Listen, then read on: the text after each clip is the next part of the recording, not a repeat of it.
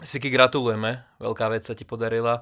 Premiérový štart v NHL. Už si to spracoval, lebo po tom zápase tesne si vravel, že asi budeš potrebovať pár hodín, možno deň na to, aby si to celé, všetky tie emócie spracoval.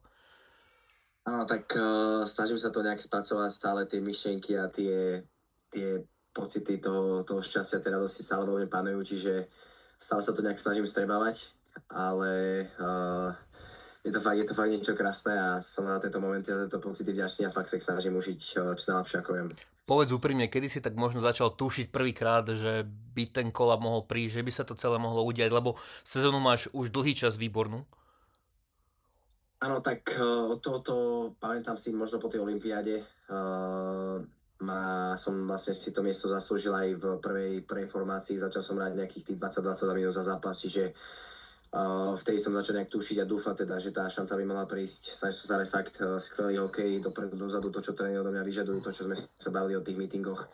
Takisto od začiatku sezóny nebolo to vôbec jednoduché, začal som v 4. formácii a postupom tom času sa fakt preboval do tej najlepšej a s mojimi spoluhráčmi mali skvelý štart od tej olympijskej prestávky, čiže vtedy som nejak začal dúfať a tušiť teda, že by tá šanca mohla prísť. A pred nejakými 2 týždňami som mal aj teda rozhovor s manažerom, ktorý mi teda povedal, že by tá šanca mohla prísť, mám pokračovať takto výborných výkonoch a nakoniec sa to stalo, čiže bol to neskutočný pocit, ako som zdvihol ten telefón a teda dozvedel som sa, že idem do NHL. Siky debut v druhej léne vlastne na lade Toronta. Sice nie doma, sice nie pred očami rodiny, ale to asi trošku ide bokom. Ako si celý ten deň, možno celý ten priebeh toho užil, dolet za týmom, to nováčikovské koliečko, samotný zápas, emócie po zápase.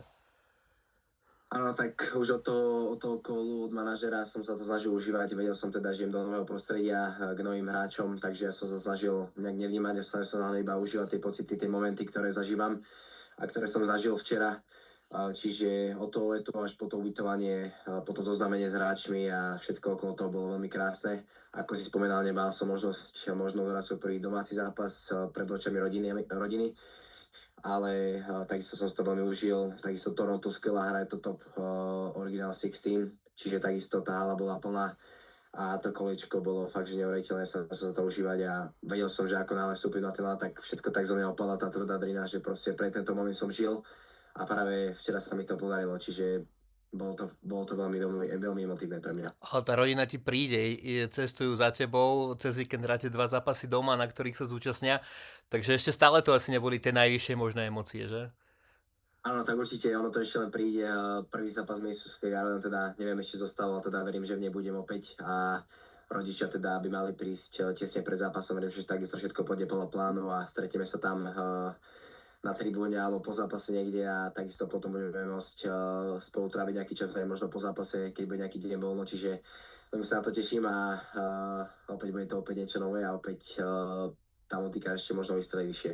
Siky, a čo teraz? Lebo samozrejme si hore, je to také day by day, že si to treba užívať každý deň, človek nikdy nevie čo, ako sa to samozrejme zmení, si stále nováčik, takže v rámci NHL, takže treba si to užívať, ale máš možno od manažera, možno od trénera nejakú spätnú väzbu, nejaký možno časový harmonogram, ako dlho by to malo trvať? Áno, tak keď mi pán manažer zavolal, tak mi povedal, že sa mám nejak pobaliť na 1-2 týždne. Samozrejme je to možno nejaký ten okolý čas. A určite záleží od mojich výkonoch, ako sa budem javiť, ako toto budem využívať. Čiže ako si povedal, ja žijem day by day. A každý deň musím využiť naplno, každý deň sa musím ukázať, musím robiť tie drobné veci a všetko naplno. Ako aj dneska som si bol porobiť trošku nejaké veci navyše, keďže sme mali deň voľno. Ale viem, že práve ja keď som mladý, tak musím urobiť niečo navyše, aby som práve v tých zápasoch bol pripravený. Čiže ja sa snažím fakt ten čas využiť pre seba hlavne najlepšie ako viem. Už to, čo bolo včera, bolo, už opäť je to nový deň a musím sa pozerať dopredu, čiže snažím sa fakt ten čas využiť naplno. Aký je ďalší sen na Adama Sikoru po tomto splnenom? Fúha, tak určite ešte ďalší sen je ten odohrať svoj prvý zápas v Madison Square Garden. To je možno druhý taký hlavný cieľ pred očami rodiny a najbližších. A potom samozrejme už možno nejaký ten gól, nejaký ten bol opäť, takisto by to bolo obrovské eufória, obrovské takisto šťastie, že buď ten prvý bod alebo prvý gól by padol v NHL, bol by to opäť niečo neskúšne.